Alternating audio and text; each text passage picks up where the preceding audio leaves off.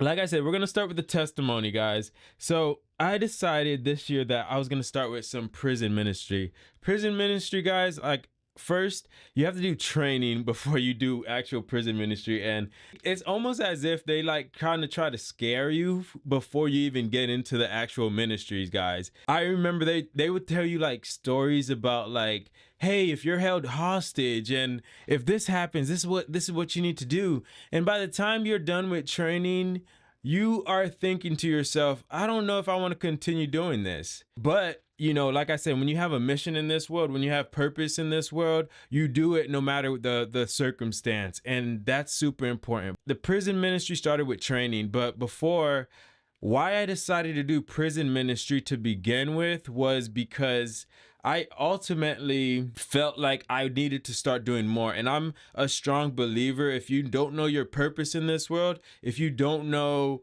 what that next chapter of your life looks like or should look like, if you're in your early 20s, mid 20s, even early 30s, like, it's okay to be there, you know?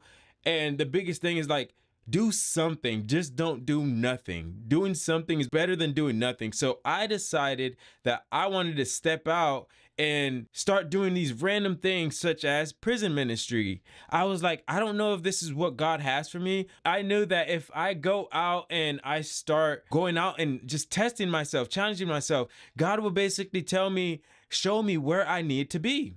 And that's exactly what I did. So I essentially started the prison ministry, and I'm fortunate enough to be at a church that actually even offers this, because I've heard of it, but I never had like the opportunity to actually do it, right? I essentially went through the training, and then there was about 4 or 5 different prisons that I had to like go to. So like I said, like, if I had to, just applying and following through was a pursuit in its own. Like, I could have easily quit and been like, yeah, there's too many hoops to go through all this. But that's where it's like, you really have to know why you do things, and that purpose that you have in life, it has to be bigger, it has to be greater than the challenge that you're doing. Because if you that why that you have in life is not large enough, the second you get hit in the face, the second that any challenges come, you're gonna quit, right? So I essentially went through all the applications. At the moment, I've been accepted to 3 prisons: Sarasota County, Manatee County, and then Polk County. Sarasota County was packed. Manatee County it wasn't packed, and that's where I started my ministry. And then this upcoming Sunday, I'm going to be going to Polk County for the first time ever. So the very first time that I went into Manatee County to basically do ministry, they ask you to shadow first. So I went into the Manatee County jail to basically shadow the head person. And there's a lot of training that you have to do before you go into these jails. And I'll actually tell you guys a quick story of one of the stories that really helps me when it comes to my mindset when I go into the jail. When you go into these jails, you have to understand like where these people are at mentally. You need to understand how they are thinking. And that essentially is important because a lot of times these people are looking for people to help them with things because they might not be in a position to where they have resources, and they're also, they're in this area where they're like, hey, I need help from other people on the outside. So when you come in, you're gonna have people that, one, want the help, or two, are looking for people that they could kind of deceive and trick into helping them in things. So I had to understand that going in.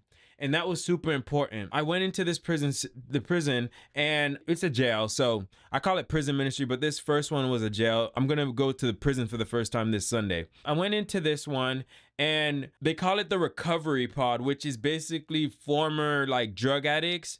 And these people go into like this recovery pods ultimately are also trying to recover from whatever addiction that they have.